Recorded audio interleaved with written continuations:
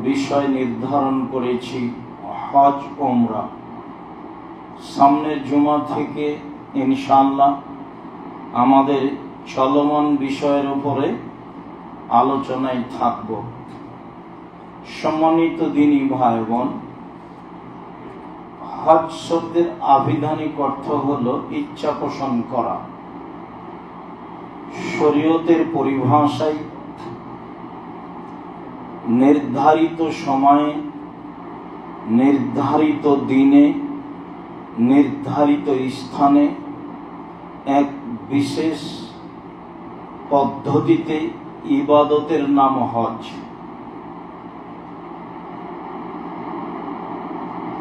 উমরা শব্দের আবিধানিক অর্থ হলো ইচ্ছা পোষণ করা।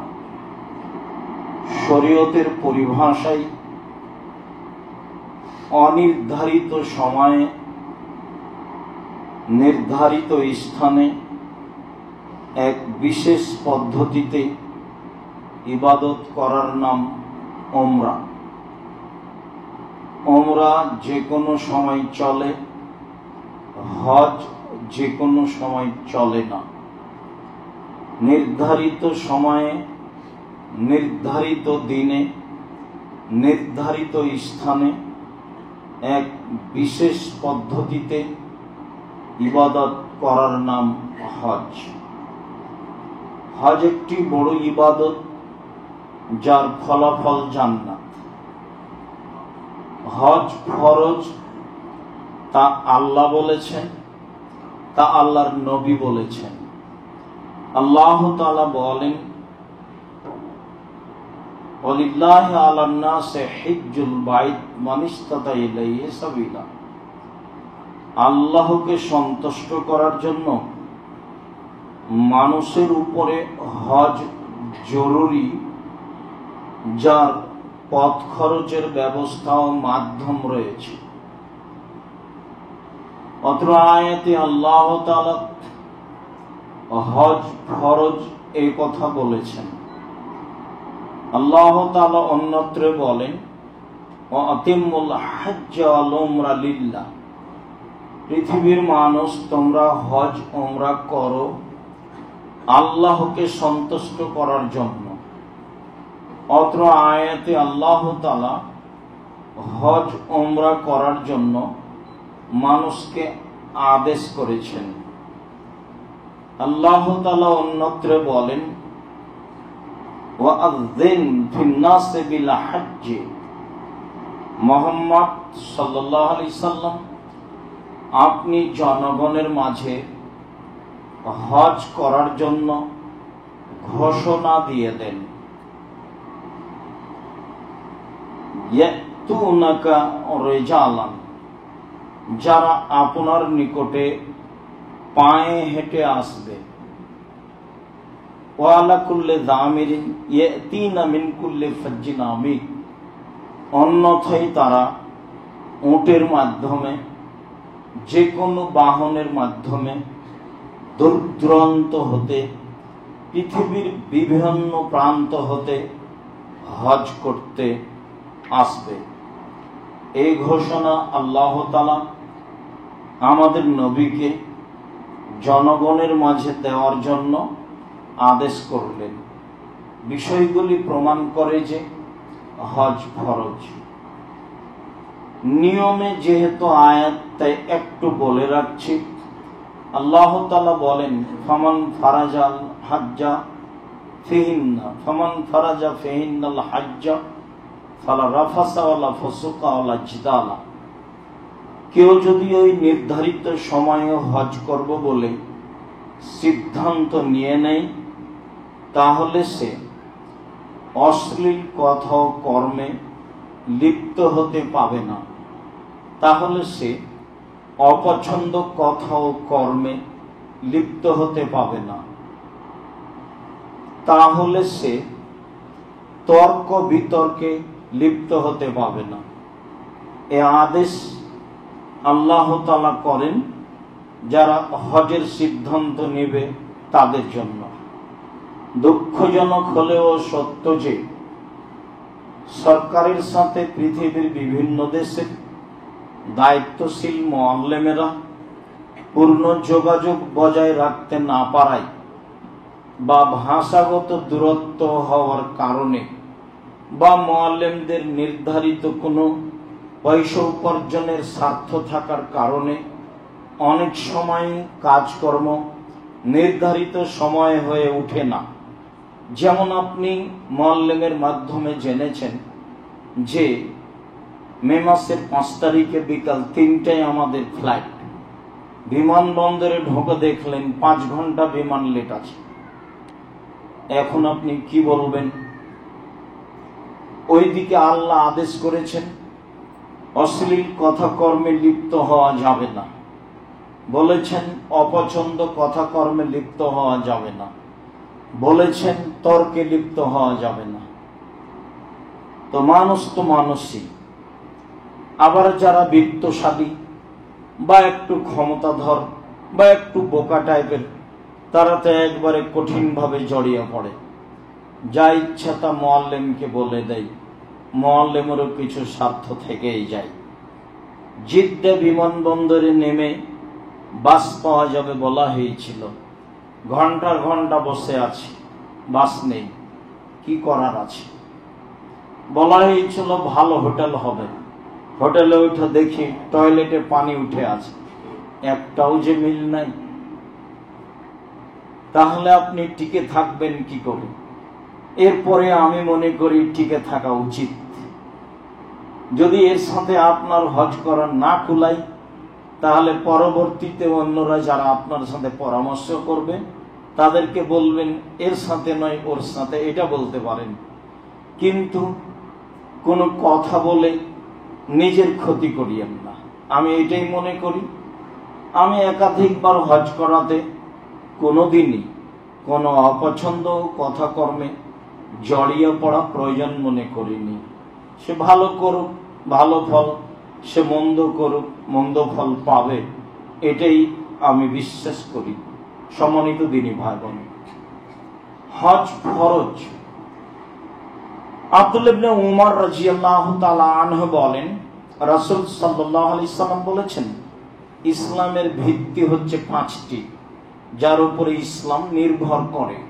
তার একটি হচ্ছে এ বলে সাক্ষ্য দেওয়া যে আল্লাহ ছাড়া কোনো মাবুদ নাই, এ বলে সাক্ষ্য দেওয়া যে মুহাম্মদ আল্লাহর রাসূল, এ বলে সাক্ষ্য দেওয়া যে আল্লাহ ছাড়া কোনো মাবুদ নেই, মানে কোনো প্রকার শিরক চলবে না।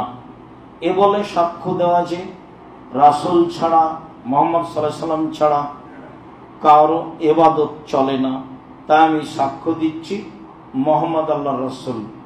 রাসূলের নিয়ম নীতি ছাড়া কোনো ইবাদত করা যাবে না। 2, 5 ওয়াক্ত সালাত আদায় করা। 3, যাকাত প্রদান করা। 4, রমজান মাসে সিয়াম পালন করা। 5, সম্ভব হলে হজ করা। অত্র 5টি বিষয়ের উপরে ইসলাম নির্ভর করে বলে রাসূল সাল্লাল্লাহু আলাইহি সাল্লাম বলেছেন। মানে হজ হলো ইসলামের একটি ভিত্তি, স্তম্ভ, যা সময় হলে মানুষকে করতেই হবে, মানুষ করতে বাধ্য। একাধিকবার হজ করতে পারে, একবার ফরজ, বাকি নফল। উমরাও তাই করতে পারে। তবে বিভিন্ন দেশ থেকে, এদেশ থেকে রমজান মাসে যেভাবে হজ করতে যাচ্ছে, তা বাস্তবতায় আমার মনে হয় এইটা একটা লোক দেখানো ফ্যাশন মাত্র। তাছাড়া সে তো বেশ যাচ্ছে বন্ধু বান্ধব, আত্মীয় স্বজন, আহাল পরিবার নিয়ে, তারপরে কত ছবি আর কত কি, কিসের তরফ এগুলি সব মিলে আসলেই কি উমরা, আসলেই কি হজ?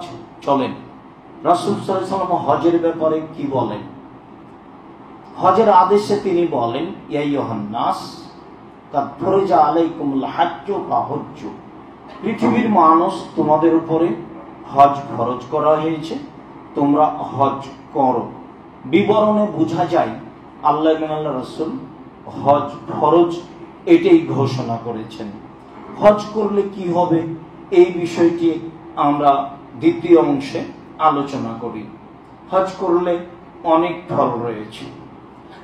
আবু হুরায়রা রাদিয়াল্লাহু তাআলা আনহু বলেন, রাসূল সাল্লাল্লাহু আলাইহি সাল্লামকে জিজ্ঞাসা করা হয়েছিল আইয়ুল আমালে আফজাল, আল্লাহর নবী সবচেয়ে কোনটি উত্তম ইবাদত? তাতে তিনি বললেন ঈমান বিল্লাহি ওয়া রাসূলিহি, আল্লাহকে মেনে নেওয়া আর রাসূলকে মেনে নেওয়া, এটা হলো সবচেয়ে উত্তম আমল। কিলা সুম্মা মাজা, বলা হলো আল্লাহ রাসূল তারপরে? তারপরে আল জিহাদু ফি সাবিলিল্লাহ, আল্লাহর পথে জিহাদ করা। বলা হলো সুম্মা মাজা, আল্লাহর নবী তারপরে কোনটা? তখন আল্লাহ রাসূল বললেন হজ্জুল মাবরুর, কবুল হজ। অত্র বুখারী মুসলিম বিবরণে উত্তম আমল হিসেবে 3 নম্বর স্থানে হজকে উল্লেখ করা হয়েছে, যা আবু হুরায়রা রাদিয়াল্লাহু তাআলা আনহু বলেন।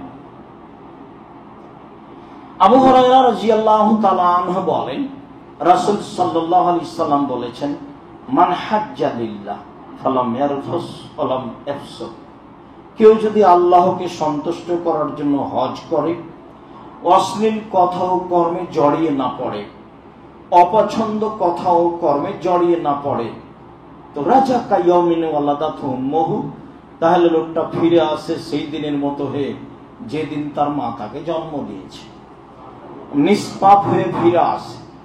কথাগুলি আমরা অত্র দাওয়া সেন্টারে প্রথম জুমাগুলি হচ্ছিল, তখন আমরা বলেছিলাম মানুষ কি কি আমলে সেই দিনের মতো হয়ে যায় যেদিন তার মা তাকে জন্ম দিয়েছে, নিষ্পাপ হয়ে যায়।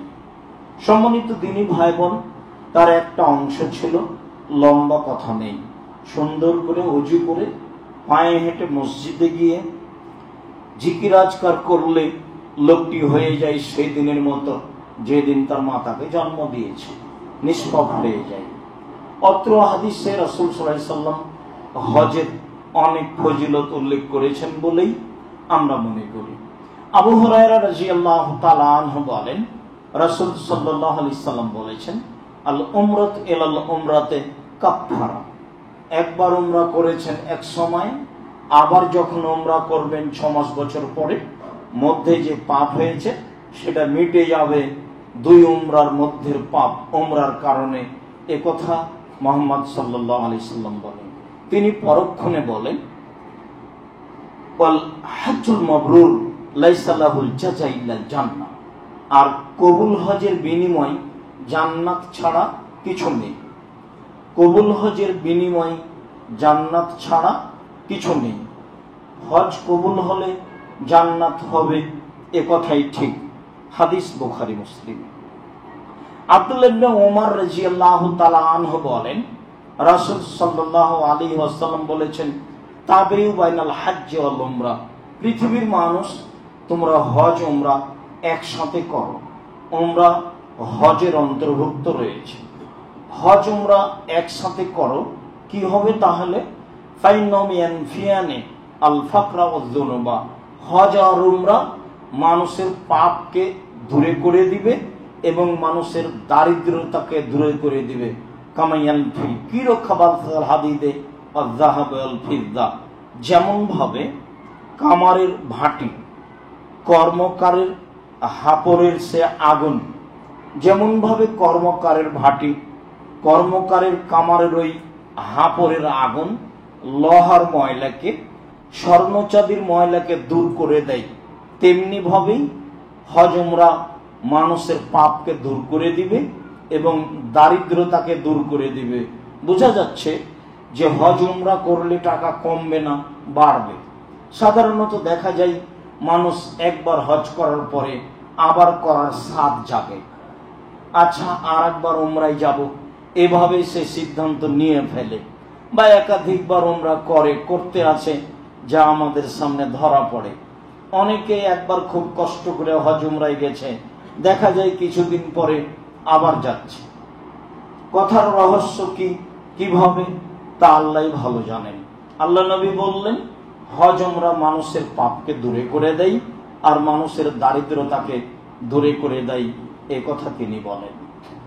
আবু হুরায়রা রাদিয়াল্লাহু তাআলা আনহু বলেন রাসূল সাল্লাল্লাহু আলাইহি সাল্লাম বলেছেন ইন্নাল উমরাতা ফি রমাদান তা'দিলু হাজ্জা, কেউ যদি রমাজান মাসে উমরা করে তাহলে সে হজের সমান নেকি পাবে, হাদিস বুখারী মুসলিম।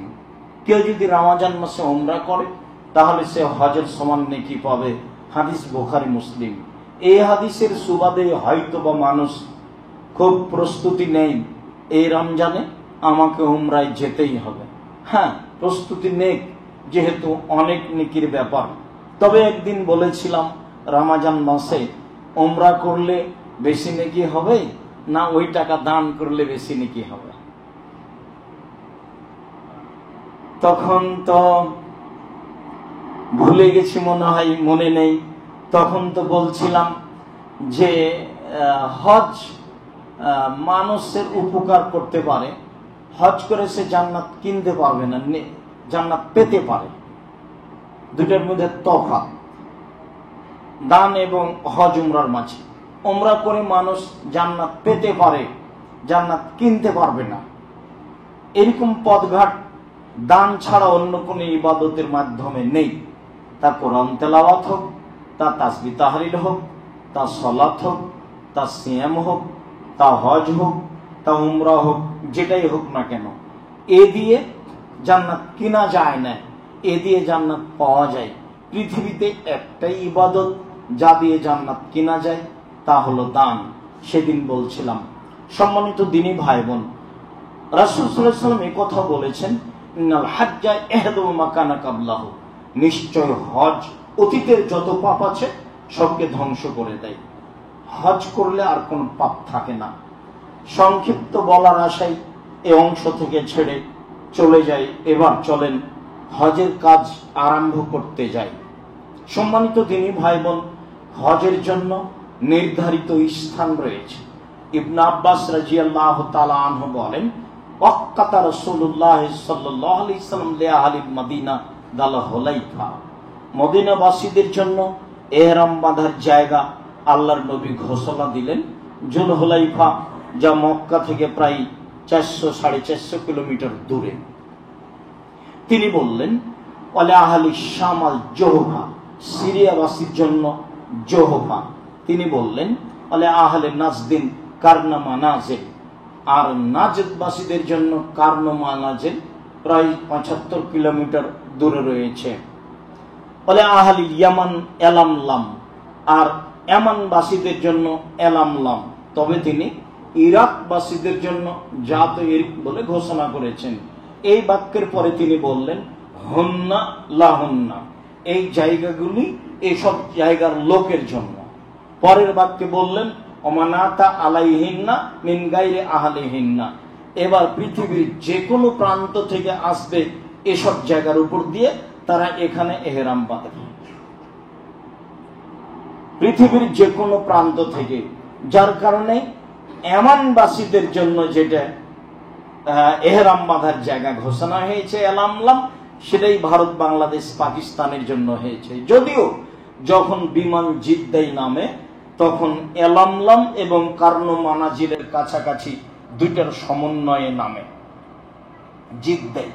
তো কেউ যদি বলে কারনো মানাজিল, তাহলে কথা ভুল হবে, কথা নয়। তবে আমাদের চলন্ত নীতি আছে এলামলাম। জিদ্দায় বিমান নামার অনুমানিক 15-20-25 মিনিট পূর্বে, এর আগে যে কোনো জায়গাতে মানুষ ইহরাম বাঁধলে সে বেদাত করলো, তার হজ হবে না, এ কথাই ঠিক। যদিও হাজারো লাখো মানুষ ঢাকা হাজি ক্যাম্পে ইহরাম বাঁধছে, যদিও হাজারো মানুষ ঢাকা বিমানবন্দরে চিৎকার করছে, লব্বাইক আল্লাহুম্মা লব্বাইক, লব্বাইক লা শারীকা লাকা লব্বাইক, তাহলে মুহাম্মদ সাল্লাল্লাহু আলাইহি সাল্লাম কেন? আমি একদিন হজ ক্যাম্পে এক বেশ বড় পাগড়ি বেঁধে আছে জনৈক মাওলানাকে বলেছিলাম, ভাইজান, আল্লাহর নবী তো ইহরাম বাঁধার জন্য নির্ধারিত জায়গা উল্লেখ করেছেন, তা আপনি যে এখানে শিখাচ্ছেন। তখন উনি আমাকে উত্তরে বললেন, বাড়ি থেকে ইহরাম বাঁধলেও হবে। তার মুখের ভাষা নকল করলাম, তাহলে আর আপনি নবী দিয়ে কি করবেন? আল্লাহর নবী তো বললেন এই জায়গাগুলি এই সব জায়গার লোকের জন্য। তারপর পৃথিবীর যে কোনো প্রান্তের লোক এই জায়গার উপর দিয়ে আসবে, তারা এখানে ইহরাম বাঁধবে, এ কথাই তো তিনি বললেন। হাদিস বুখারী মুসলিম। তাতে তিনি বললেন, হাত্তা আহলু মক্কা মিন মক্কা, মক্কার লোকেরা কোথাও ইহরাম বাঁধে যাবে না, নিজ নিজ বাড়ি থেকে ইহরাম বাঁধা বের হবে। তানিমে যাওয়া বিদআত, মক্কার লোককে তানিমে যেতে হবে। আবার হাজারো লাখো হাজি দিন রাত আয়েশা মসজিদ তানিমে গিয়ে ইহরাম বাঁধছে, উমরা করছে। অবাক কথা, আয়েশা রাদিয়াল্লাহু তাআলা আনহার হাইজ হয়েছিল, তিনি উমরা করতে পারেননি। হজ শেষে আয়েশা বললেন, সবাই যাবে হজ উমরা নিয়ে বাড়ি, আর আমি শুধু হজ নিয়ে যাব। তখন আল্লাহ রাসূল বললেন, আব্দুর রহমান, যে তোমার বোনকে নিয়ে যাও তানিমে, ইহরাম বাঁধাও, উমরা করাও। তখন তিনি বোনকে নিয়ে গেলেন তানিমে, ইহরাম বাঁধালেন, উমরা করলেন। নিজে কিন্তু ইহরামও বাঁধেননি, উমরাও করেননি।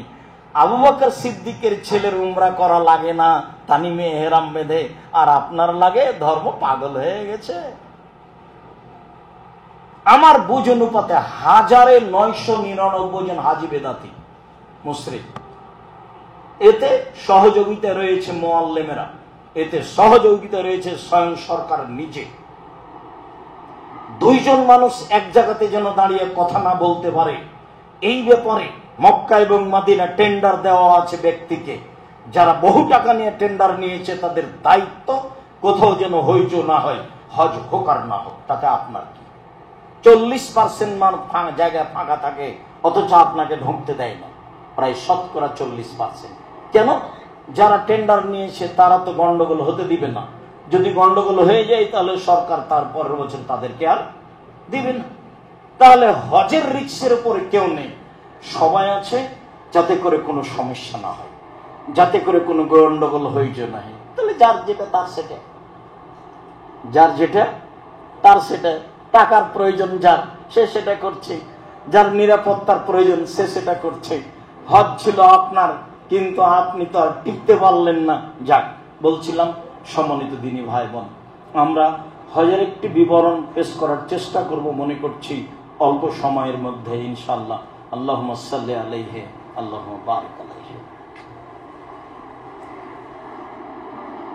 নির্ধারিত জায়গায় ইহরাম বাঁধলাম। ইহরাম বাঁধা আবার কি জিনিস? ইহরাম বাঁধা হলো লাব্বাইক উমরাতান, আমি উমরার জন্য উপস্থিত, এর নাম হলো ইহরাম বাঁধা। বা লাব্বাইক মিনা আবি, বা আমার আব্বার পক্ষ থেকে হজ, এই বলে ইহরাম বাঁধা। এই চিৎকার করে এই শব্দটা বলতে হবে। খাল্লাদ ইবনে সায়েব তার পিতা থেকে বর্ণনা করেন, তিনি বলেন যে রাসূল সাল্লাল্লাহু আলাইহি ওয়াসাল্লাম বলেছেন, আতানি জিবরাইল ফামারানি, জিবরাইল আমার কাছে আসলেন। মুহাম্মদ সাল্লাল্লাহু আলাইহি ওয়াসাল্লাম বলেন, ফামারানি, এবং আমাকে আদেশ করলেন যে আমরা আসহাবি, আমি আমার সঙ্গী সাথীকে বলে দেব, সঙ্গে সাথে তোমরা তোমাদের কণ্ঠকে উঁচু করো বিল ইহলাল ওয়াত তালবিয়া, ইহরাম বাঁধার সময় এবং তালবিয়া পড়ার সময় চিৎকার করে ইহরাম বাঁধতে হবে। লাব্বাইক উমরাতান, উমরার জন্য উপস্থিত। তারপরে তালবিয়া শুরু হবে, লাব্বাইক আল্লাহুম্মা লাব্বাইক, লাব্বাইক লা শারীকা লাক, লাব্বাইক ইন্নাল হামদা ওয়া নি'মাতা লাক ওয়াল মুলক লা শারীকা লাক। লাব্বাইক, আমি উপস্থিত। আল্লাহুম্মা লাব্বাইক, হে আল্লাহ আমি তোমার দরবারে উপস্থিত, প্রশংসা তোমার, অনুগ্রহ তোমার, রাজত্ব তোমার, কোনো শরীক নাই তোমার। লাব্বাইক আল্লাহুম্মা লাব্বাইক, লাব্বাইক লা শারীকা লাক, লাব্বাইক ইন্নাল হামদা ওয়া নি'মাতা লাক ওয়াল মুলক লা শারীকা লাক। তালবিয়া, তালবিয়া কি জিনিস? এই দোয়া। এই দোয়া কি? এর ফলাফল কি? সাহল ইবনে সাদ রাদিয়াল্লাহু তাআলা আনহু বলেন, রাসূল সাল্লাল্লাহু আলাইহি সাল্লাম বলেছেন, মা মিন মুসলিমিন ইলাব্বি ইল্লা লাব্বামান ইয়ামিনিহি ওয়া আন শিমালিহি মিন শাজারিন আও হাজারিন আও আবারিন হাত্তা তানকাতে আল আরজু হাউনা ওয়া হাউনা। যখন আপনি বলেন লাব্বাইক, তখন আপনার ডানে যা আছে, আপনার বামে যা আছে, সবকিছু লাব্বাইক বলে। তা পাথর, তা বাড়ি, তা ইট পাথর, তা পাকা বাড়ি, তা কাঁচা বাড়ি, সবকিছু তালবিয়া পড়তে থাকে। পড়তে পড়তে পড়তে পৃথিবীর শেষ পর্যন্ত চলে যায়। আপনার তালবিয়ার সাথে সারা পৃথিবীর সবকিছু তালবিয়া পড়ে, এই কথা মুহাম্মদ সাল্লাল্লাহু আলাইহি ওয়াসাল্লাম। মুহাম্মদ সাল্লাল্লাহু আলাইহি ওয়াসাল্লাম তালবিয়ার ব্যাপারে বলে, আবু বকর সিদ্দিক রাদিয়াল্লাহু তাআলা আনহু বলেন, রাসূল সাল্লাল্লাহু আলাইহি ওয়াসাল্লামকে জিজ্ঞাসা করা হয়েছিল, আইয়ুল হজ্জ আফজাল, আল্লাহর নবী সবচেয়ে উত্তম হজ কোনটি? তখন আল্লাহ রাসূল উত্তরে বললেন, আল হাজ্জু ওয়াস সাজ্জু, যেখানে খুব বেশি বেশি তালবিয়া হয় সেটাই হলো উত্তম হজ, যেখানে বেশি বেশি কুরবানি হয়। একটা ছাগল নয়, 2-4-5টা 2-4টা উট দিতে হবে, টাকা খরচ করতে হবে, রক্ত বেশি প্রবাহিত করতে হবে, সেটা হলো উত্তম হজ। এ কথা মুহাম্মদ সাল্লাল্লাহু আলাইহি ওয়াসাল্লাম বলেন। আবু হুরায়রা রাদিয়াল্লাহু তাআলা আনহু বলেন, রাসূল সাল্লাল্লাহু আলাইহি ওয়াসাল্লাম বলেছেন, মা আহাল্লা মুহিল্লুন কাত্ত ইল্লা গারাবাতি শামসু বিজুনুবিহি। যখন মানুষ তালবিয়া পাঠ করে তখন সূর্য ডুবে যায় তার সব পাপ নিয়ে। তিনি এই কথা বলেন। আবু হুরায়রা রাদিয়াল্লাহু তাআলা আনহু বলেন, রাসূল সাল্লাল্লাহু আলাইহি ওয়াসাল্লাম বলেছেন, মা আহাল্লা মুহিল্লুন কাত্ত ওয়ালা কাব্বারা মুকাব্বিরুন কাত্ত ইল্লা বুশরা লাহুল জান্নাহ। যখনই কোনো মানুষ লাব্বাইক বলে, যখনই কোনো মানুষ আল্লাহু আকবার বলে, তখন তাকে ঘোষণা দেওয়া হয় এই মর্মে যে তোমার জন্য জান্নাত ঘোষণা হয়েছে। তাহলে অন্য হাদিসে বলা হয়েছে তালবিয়া হচ্ছে হজের জন্য প্রতীক। ব্যস্ততাই আপনার তালবিয়া যেন বন্ধ না হয়, এখান থেকে শুরু করতে হবে না। বৈমানিকেরা বলে, বিমানবালারা বলে, বিমান জিদ্দায় নামার পূর্বে এহরাম এহরাম এহরাম, মানে আপনাকে এহরাম বাঁধতে বলছে। এই যে তালবিয়া শুরু হলো, ব্যাগ বকচা, টয়লেটের পেশাব পায়খানা, পায়খানায় পায়খানা উঠে আছে, বিছানার নিচে চলে আসছে, তবুও আপনি মানুষকে কিছু বলতে যাবেন না, আপনার কাজ লাভবাহিক। খেপে গিয়ে কোনো লাভ নেই, পরিষ্কার কম বেশি হবে। কোন পরিস্থিতি, বউ হারিয়ে গেছে খুঁজে পায় না, এখন তালবিয়া বন্ধ হবে এই কথা নেই, তালবিয়া চলতেই থাকবে, বউ খুঁজে না। একজন হজ করতে গেছে, তার 3 জন বউ, 3 জন বোন। তখন ওই ভাই শুধু কাঁদে, তখন আর বোনেরা বলছে, তুই কাঁদিস কেন রে? তোকে আমরা সাথে নিয়ে এসেছি আমাদের হজ বৈধ হওয়ার জন্য, তোকে কোলে করে রাস্তায় রাখবো, তোকে আমাদেরকে নিয়ে বেড়াতে হবে এই চিন্তা করিস না তুই। ভয়, ও 3 জন বোন ওই একাই, শুধু খালি ভয় পায়, না জানি কি হয়। তোর বোনেরা ওকে এইভাবে বলছে, হ্যাঁ ঠিক বলেছ তোমরা, এইটাই ঠিক আছে, ওদের হজে আসাটা বৈধ হয়েছে তোমার কারণে, বাকিটুকু রাস্তাঘাট তারা দেখবে, তুমি অত দুশ্চিন্তা ভোগ করো কেন? আপনার স্ত্রী হারিয়ে যাবে এই কথা ঠিক, পাওয়া যাবে এই কথাও ঠিক, অত দুশ্চিন্তার কিছু নাই।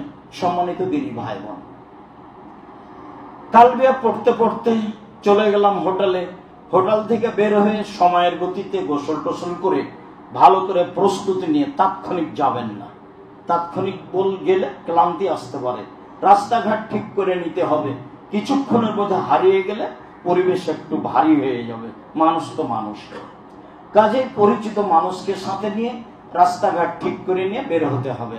আবু হুরায়রা রাদিয়াল্লাহু তাআলা আনহু বলেন, কাদামান নবী সাল্লাল্লাহু আলাইহি সাল্লাম মক্কা ফাআতাল হাজারা। আল্লাহর নবী মক্কায় ঢুকলেন, ঢুকে হাজরে আসওয়াদের নিকটে গেলেন। তার মানে যেই গেট দিয়ে ঢোকেন না কেন, যেই কোনায় হাজরে আসওয়াদ আছে সেখানে যেতে হবে। যেখানে ডান দিকে দেখালে সবুজ বাতি দেখা যায়, রাসূল সাল্লাল্লাহু আলাইহি ওয়াসাল্লাম ওখানে গেলেন।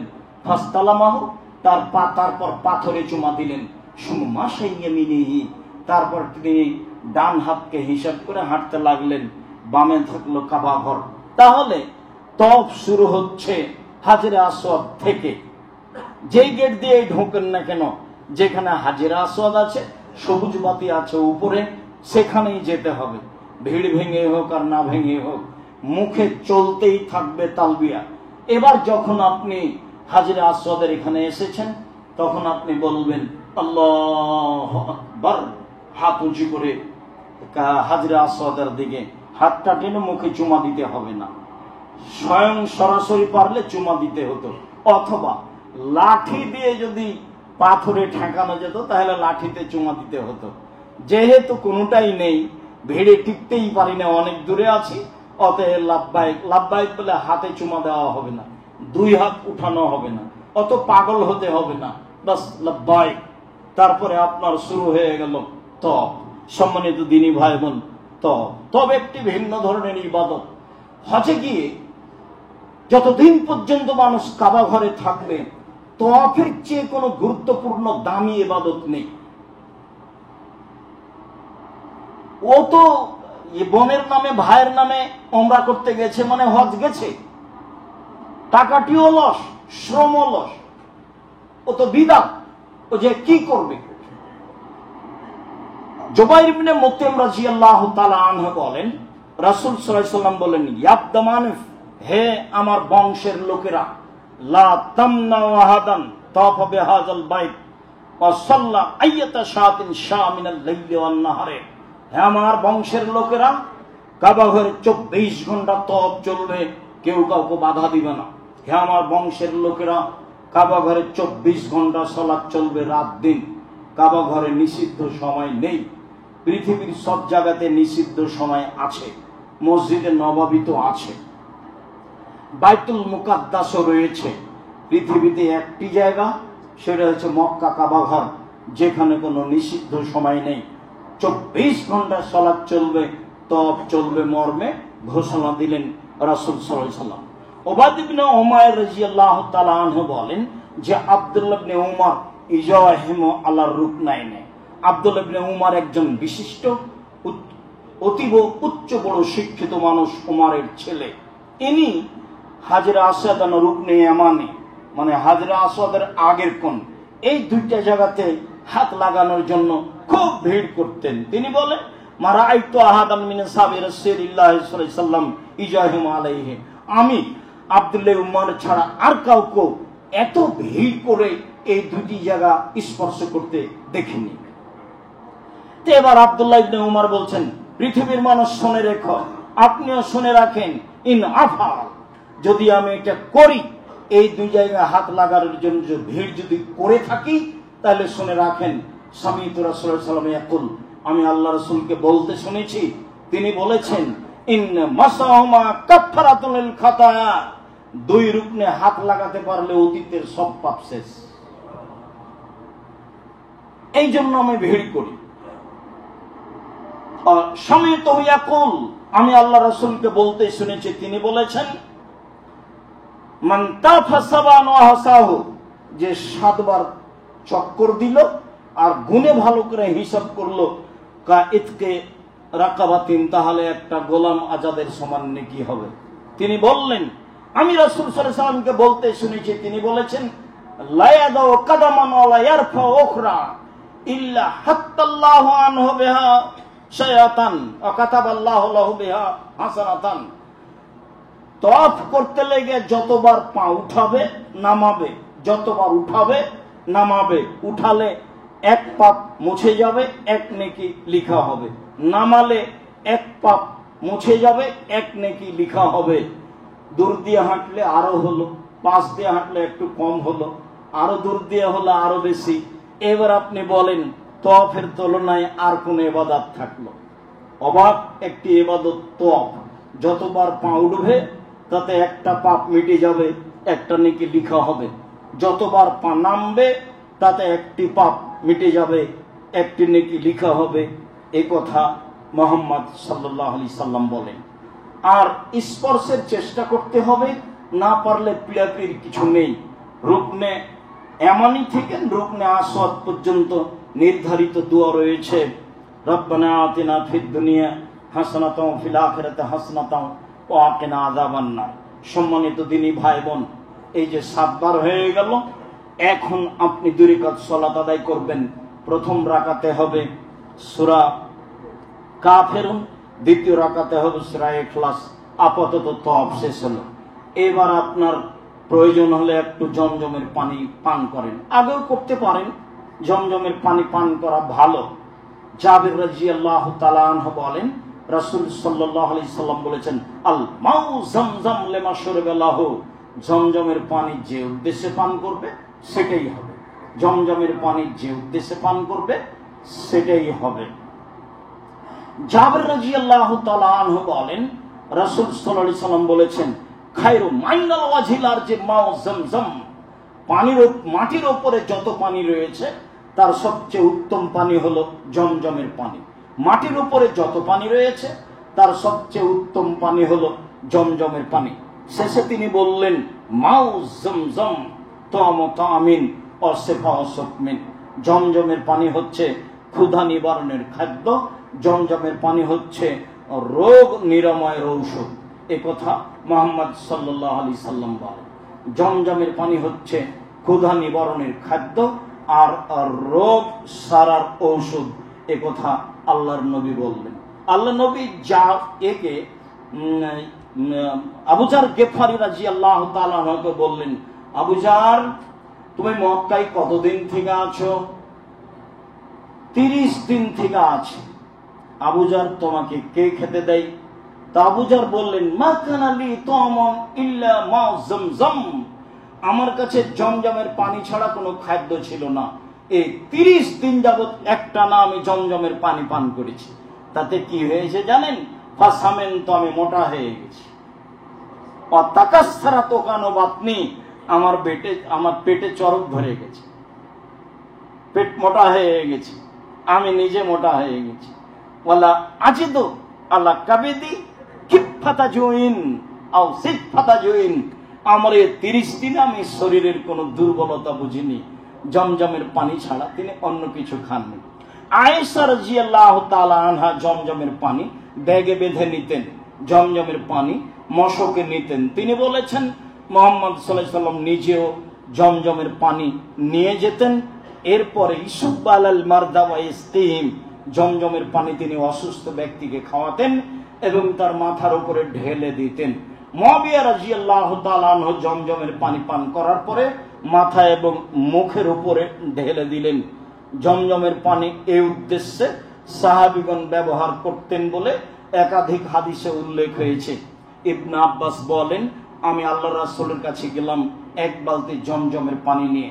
ফাশরিবা মা জমজম ওয়া কায়েম, তিনি জমজমের পানি পান করলেন, তখন তিনি দাঁড়িয়ে ছিলেন।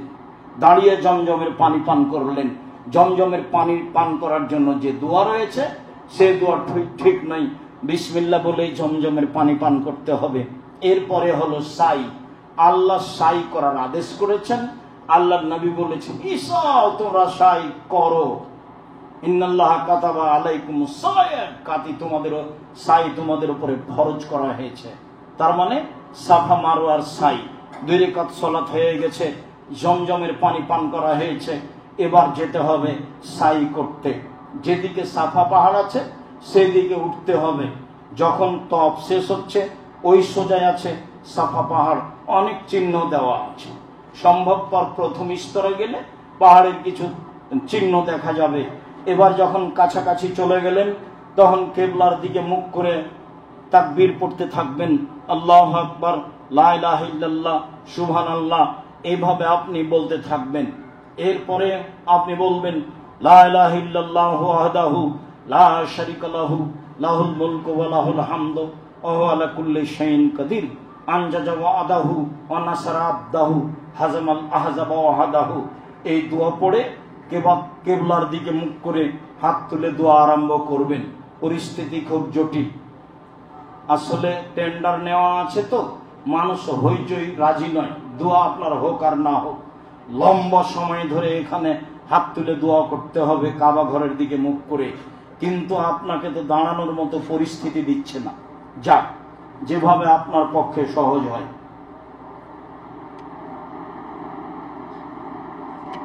যেভাবে আপনার পক্ষে সহজ হয়। এরপরে আপনি পায়ে হেঁটে চললেন। মারোয়ার দিকে। মারোয়াতে উঠে হাত তুলে দোয়া করতে হবে, কথা ওইগুলোই।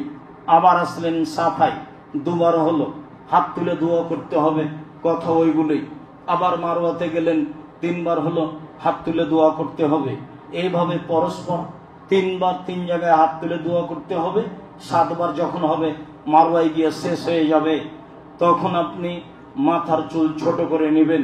রাসূল সাল্লাল্লাহু আলাইহি সাল্লাম বলেন, আল্লাহুম্মা গফির। রাসূল সাল্লাল্লাহু আলাইহি সাল্লাম দোয়া করেছেন যারা মাথা নেড়ে করে তাদের জন্য 3 বার, আর যারা চুল ছোট করে তাদের জন্য 1 বার। চুল ছোট করার চেয়ে মাথা নেড়ে করা ভালো, তবে ছোট করাও জায়েজ। মহিলারা চুলের শেষের দিক থেকে কেটে নিবে, এ কথা মুহাম্মদ সাল্লাল্লাহু আলাইহি সাল্লাম বলেন। এ হলো উমরা। উমরার জন্য 3টি জিনিস জরুরি: ইহরাম বাঁধা, তওয়াফ করা, সাই করা। রুকুন বা জরুরি, তাতে মাথার চুল ছোট করা নয়। তওয়াফ, সাই, এহরাম বাঁধা, বাস উমরা হয়ে গেছে। এখন আপনি ফ্রি মানুষ, থাকেন, হাট বাজার করেন, আসে যায় না, পারিবারিক বিষয়টি মিলনে যেতে পারেন, কোনো সমস্যা নেই। দিন যায় রাত্রি যায়, চলে আসলো জুলহিজ্জার 8 তারিখ। জুলহিজ্জার 8 তারিখ স্বস্থায়ী স্থানে ফজরের সালাত আদায় করে বের হবেন। ফজরের সালাত আদায় করে হোটেল থেকে বের হয়ে বলবেন লাব্বাইক হাজ্জাতান, হজের জন্য উপস্থিত। এই যে তালবিয়া শুরু হলো, 3 দিন যাবত একটানা চলবে, মিনাই চলে। জোহরের সালাত সসময়ে কসর, আসরের সালাত সসময়ে কসর, মাগরিবের সালাতে কসর নেই, এশার সালাত সসময়ে কসর, ফজরের সালাতে কসর নেই। ফজরের সালাতের আগে মিনা ত্যাগ করা যাবে না। মুআল্লিমেরা নানানভাবে আপনাকে নিয়ে যাওয়ার চেষ্টা করবেন, আপনি কি করবেন সেটা আপনার ব্যাপার। তবে আমাকে কোনো সময় মুআল্লিম নিয়ে যেতে পারেনি, হারিয়ে যাই, সেটা আমার ব্যাপার, আপনাকে আমি জিম্মেদারি করতে রাজি নই। কি হবে সেটা আমি বুঝবো। ফজরের সালাত আদায় করে আপনি আরাফার মাঠে যাবেন। আরাফার মাঠে কোনো ইবাদত নেই, খাদ্যের খুব গড়াগড়ি, খাদ্য খেতে হবে না, খাদ্য কমিয়ে দেন। আরাফার মাঠে গিয়ে কোনো ইবাদত নেই, বসে থাকবেন, মুখে লাব্বাইক আল্লাহুম্মা লাব্বাইক, লাব্বাইক লা শারিকা লাকা লাব্বাইক, ইন্নাল হামদা ওয়ান নি'মাতা লাকা ওয়াল মুলক লা শারিকা লাক। যে যা পারে বলতে থাকবে। দিন যায়, জোহরের টাইম হয়ে গেল। জোহর আসর একসাথে পড়তে হবে, এক আজানে 2 ইকামাতে, মধ্যে কোনো তাসবিহ তাহলিল হবে না। আসসালামু আলাইকুম ওয়া রাহমাতুল্লাহ, আসসালামু আলাইকুম ওয়া রাহমাতুল্লাহ, দাঁড়িয়ে গিয়ে ইকামাত দিতে হবে, মধ্যে কোনো তাসবিহ তাহলিল নেই। এই ঘোষণা মুহাম্মদ সাল্লাল্লাহু আলাইহি সাল্লাম দেন। সময়ে জোহর, সময়ে আসর তো বহু দূরের কথা। 99 জন হাজী বেদাতি, 99 জন মুআল্লিম বেদাতি, ধর্মের 5 পয়সা দাম দেয় না। 2 সালাত একসাথেই হতে হবে আরাফার মাঠে, এটাই চূড়ান্ত।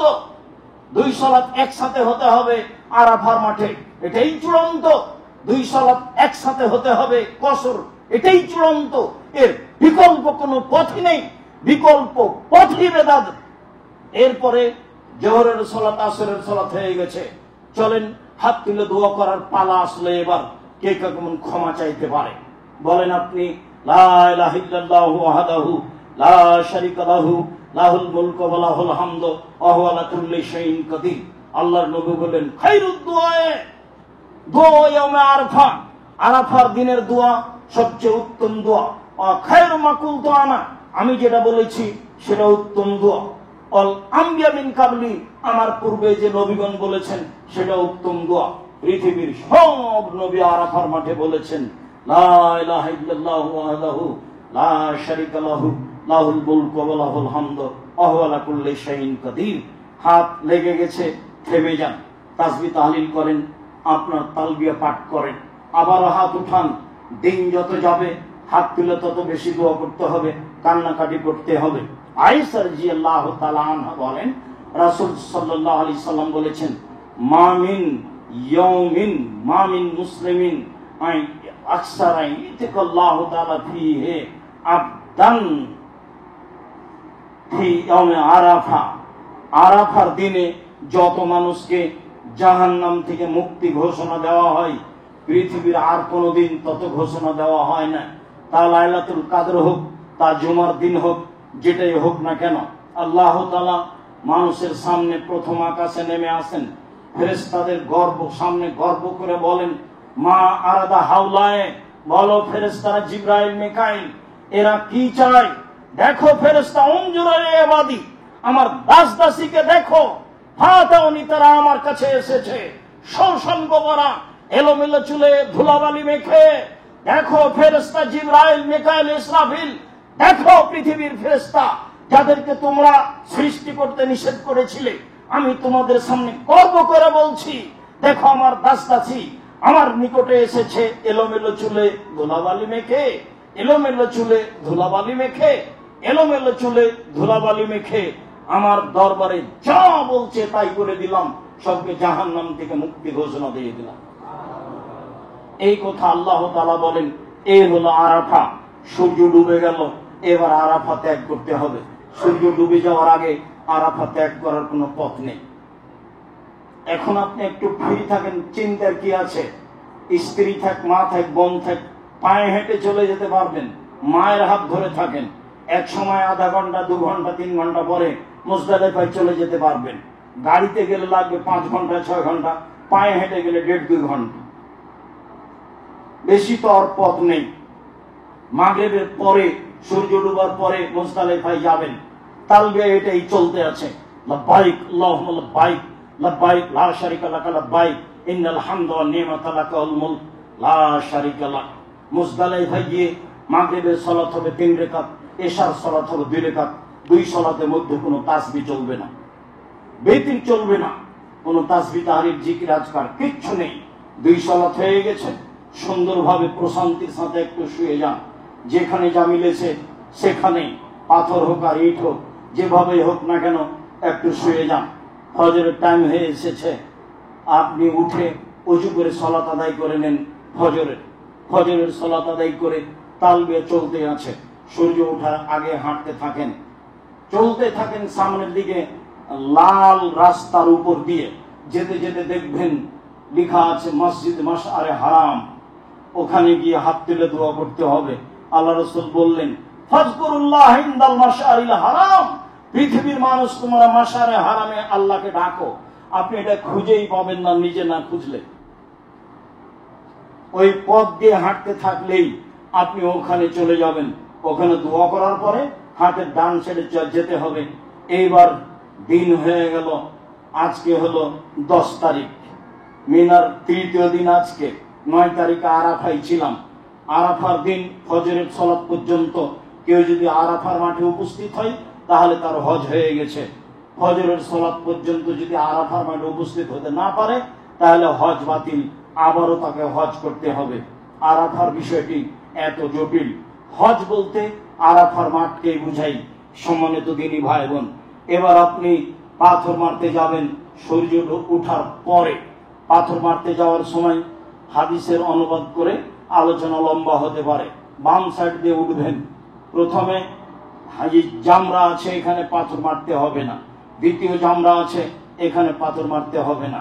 জামরাতুল আকাবা বা জামরাতুল কোবরা, শেষেরটা হলো বড় জামরা।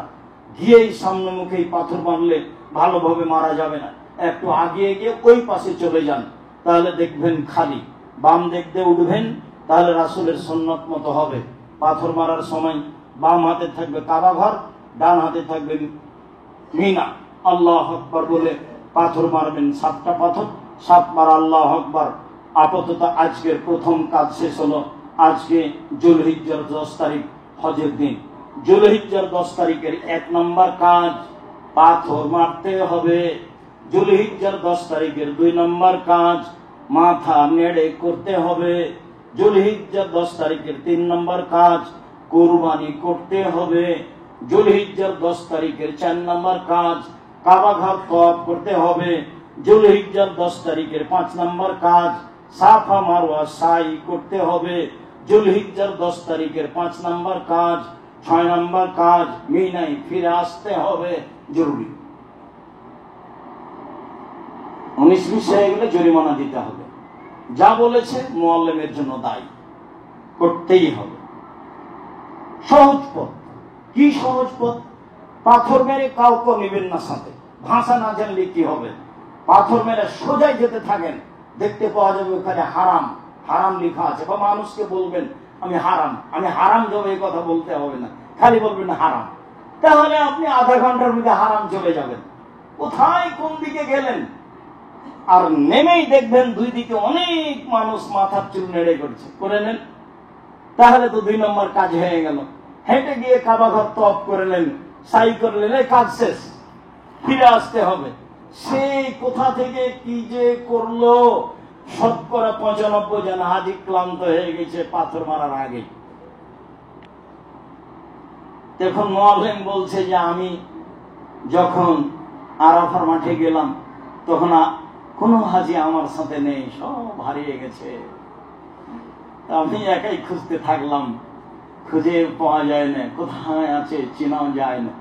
একাই হাঁটতে লাগলাম মুজদালিফার পথে। দেখি এক পর্যায়ে একজন সাথে আমার দেখা, ওও খুশি হয়ে গেল, আমিও খুশি হয়ে গেলাম। এইভাবে দেখা গেল 2-4 জন আমার সাথে হলো। শেষ পর্যন্ত পরের দিন সকাল হতে হতে সবাইকেই পাওয়া গেল। কে যে কোথায় গেল আমি বুঝতে পারিনি। তার মানে ভিড়ের কারণে আছে, বুঝতে না পারার কারণে আছে, মুআল্লিমের কারণে আছে, হজ ঠিক মতো করতে পারে না।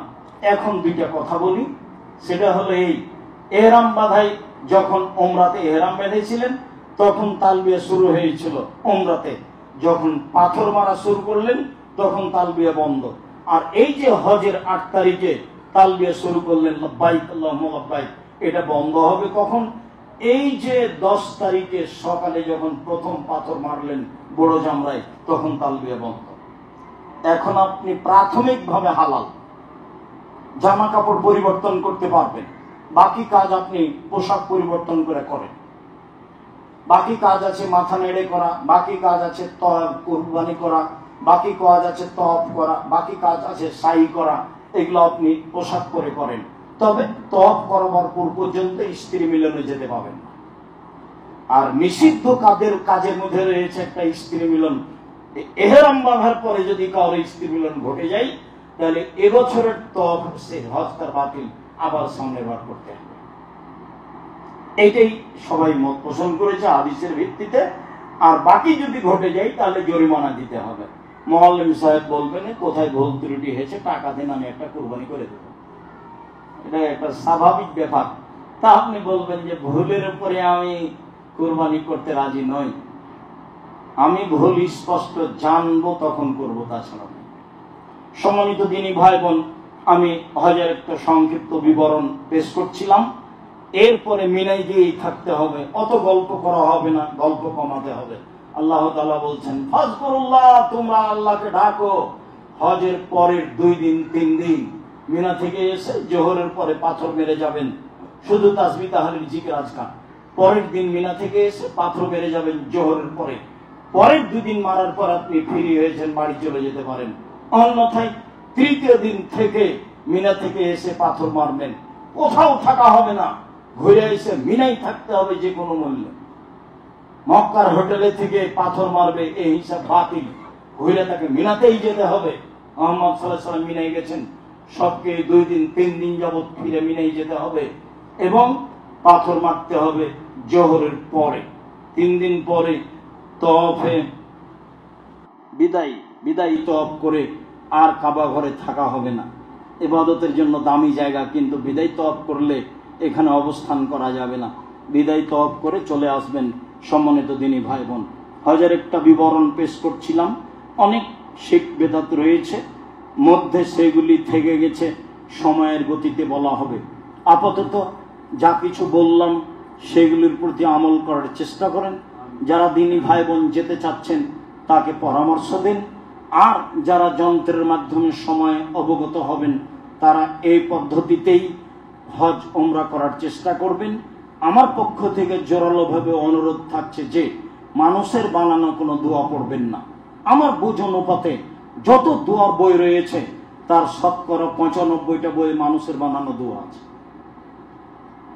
পৃথিবীর যেই প্রান্ত থেকে আসুক না কেন, আরবি হোক, অনারবি হোক, উর্দু ভাষী হোক, ইংরেজি ভাষী হোক, যে কেউই হোক না কেন, তার হাতে যে বই আছে তার শতকরা 90% কথার আসল নেই, মিথ্যে কথা। কাজে আপনাকে সাবধান থাকতে হবে। কিছুই না পারলে বেশি করবেন না, বেদাত যেন না হয়, শিরক না হয়, কম হোক, কম হলে বাঁচবেন। আরাফার মাঠে উপস্থিত থাকলে হজ হয়ে যাবে, বাস আলহামদুলিল্লাহ। বাকি কোনো জায়গাতে ত্রুটি হয়ে গেলে, ত্রুটি স্পষ্ট মনে থাকলে জরিমানা দিবেন, অন্যথায় দিবেন না। আল্লাহ আমাদেরকে এইভাবে বুঝে হজ করার তৌফিক দান করো, আল্লাহুম্মা আমিন। সম্মানিত দিনী ভাই বোন, শেষে এসে বলছি, খুব ভালোভাবে দিনের মতো জানেন যে এটার দাওয়া সেন্টারে অনেক ভাড়া লাগে। তো কয়েক জমা থেকে নাকি দান করা ভুলে গেছেন, এটা তো হবে না। সবাকে কম হোক বেশি হোক, ওটা যেন আপনার সামনে দিয়ে ফিরে না যায়, এটা আপনাকে খুব ভালোভাবে মনে রাখতে হবে। আমি বলবো আপনি দিবেন এই কথা নয়, দান ইবাদত, আপনি দিবেন। বাসা থেকে বের হওয়ার পরে মনে করবেন 500 টাকা 100 টাকা আজকে এখানে দিব খুতবার পরে, ইনশাআল্লাহ এটা মনে করবেন সবাকে, কম হোক বেশি হোক, তাহলে দেখবেন বরকত হয়ে যাচ্ছে। কেউ খালি থাকবেন না। আর সালামের পরে ওঠা এই অপছন্দ অভ্যাস ত্যাগ করবেন। অন্তত আপনি আমার দিনী ভাই, আপনি আমার দিনী বোন, আপনাকে দাওয়া সেন্টারে আসা, জুমার সালাতে আসার ব্যাপারে অনুরোধ জানাচ্ছি যে জিকির আজকারের আপনার প্রয়োজন নাই, খালি যারা জিকির আজকার করে তাদেরই প্রয়োজন। আপনি কি অত ব্যস্ততা দেখান? হাইকোর্ট আছে না জজ কোর্ট আছে? শুক্রবারে তো কোনো হাইকোর্ট জজ কোর্ট নেই যে আপনাকে তাড়াহুড়া করতে হবে। সবারই একটু ধৈর্যের পরিচয় দিয়ে তাসবিহ তাহলিল করতে হবে। কোর্টেটা যেন ফ্রি না যায় এবারে আপনার মনোবল রাখতে হবে। বিনিময়ে আল্লাহ দিবেন ইনশাআল্লাহ। আল্লাহ আমাদের যারা মারা গেছে